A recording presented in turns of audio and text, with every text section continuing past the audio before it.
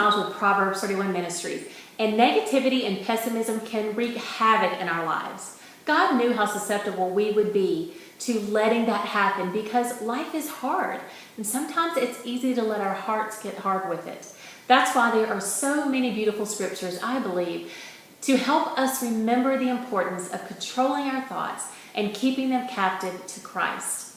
When we fail to do that, our attitudes can sink and our faith can sink as well. That's exactly what happened to Naomi in the book of Ruth. And I love how the story brings to life the importance of controlling what we think about. In the book of Ruth, we see that Naomi was married to Elimelech. He was a very wealthy man in the land of Israel because of the rich agriculture. They had a wonderful marriage. She had 2 handsome sons. They had everything they could possibly want, and life was good. But unfortunately, there were also some bad things going on in this time. We read in Judges 17:6, where it says, "In those days Israel had no king. All the people did whatever seemed right in their own eyes." The word "those days" refers to 400 years of oppression, 400 years of God's people turning their backs on Him, worshiping idols, not being obedient to His word and to the ways that they knew were right and pleasing to Him. So as a result of this turning away the hearts of the people from God, God sent a famine across the land. And eventually Naomi and her husband and her 2 sons decided to move to Moab to try to continue to be successful and for him to provide for their family. In Moab, both of her sons married beautiful, wonderful wives. Everything was great again until tragedy struck. We don't know the reasons or the causes for their death, but Elimelech died, and as well as her 2 sons. Things continued to go downhill from there. You see, in biblical times, it was a social and economic tragedy to be a widow, much less a childless widow. Yet this is where Naomi found herself. She and her 2 daughters-in-law were the only things left in her life. So as a result, they decided to travel to Bethlehem to try to rebuild their lives again. And also because that is where Naomi was from, and all of her relatives, which she now needed to depend on to survive, were living there. So Naomi, Orpah, and Ruth set out on their journey back to Bethlehem. But several miles into the journey, Naomi had a change of heart. She had been thinking about her situation, about these 2 women, about what the future held.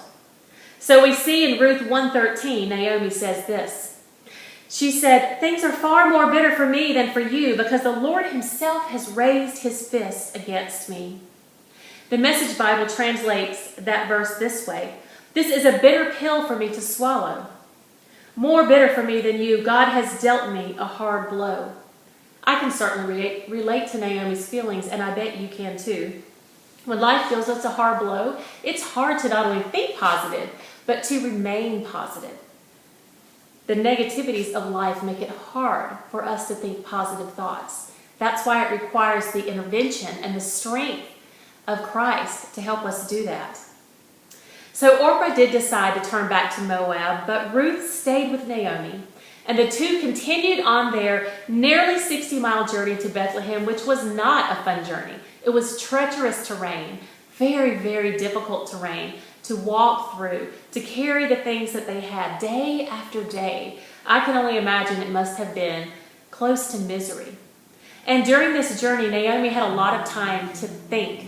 She had a lot of time to process her thoughts about what had happened and what God had allowed or what He had caused, and why did she have to go through all of this hardship. Her heart was becoming hardened because her mind was focused on negative thoughts. And we see evidence of where Naomi's thoughts and mind were when we get to Ruth 1, verses 19 through 21. It says, "So the 2 of them continued on their journey.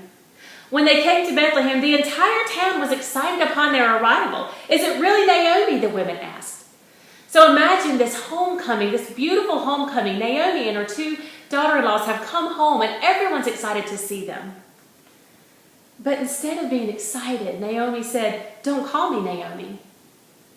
Because Naomi's name actually meant pleasantness. She said, "Don't call me Naomi. Instead, call me Mara, For the Almighty has made life very bitter for me. I went away full, but the Lord has brought me home empty. Why call me Naomi when the Lord has caused me to suffer, and the Almighty has sent such tragedy upon me? So here we get a clear picture of the status of her thoughts and her heart, because the word Mara, the name Mara, means bitterness. She had arrived in Bethlehem, but she had also arrived to the land of pessimism. She had found herself in a pit of negativity, so much so that she wanted to change her name from pleasantness to bitterness. Now maybe, like Naomi, you can relate to that situation. You can relate to feeling like that. I know that I can. I've certainly gone through situations in my life where I felt completely justified in being negative and bitter and discouraged and frustrated at God and frustrated in my faith.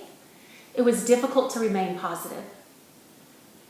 But as you'll read in Unsinkable Faith, and as you can continue reading in the book of Ruth, Naomi did eventually have a change of heart. But we could also have a change of heart. Proverbs 23:7 says, "For as he thinks in his heart, so is he." How we think determines how we feel, determines how we live.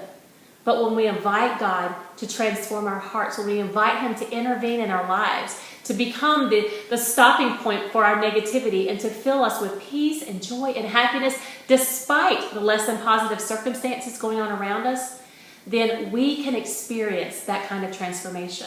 We can go from feeling bitter to feeling pleasant, even if our situations remain the same. As you think in your mind, that is how you will live. Your thoughts will control you, or you can control your thoughts.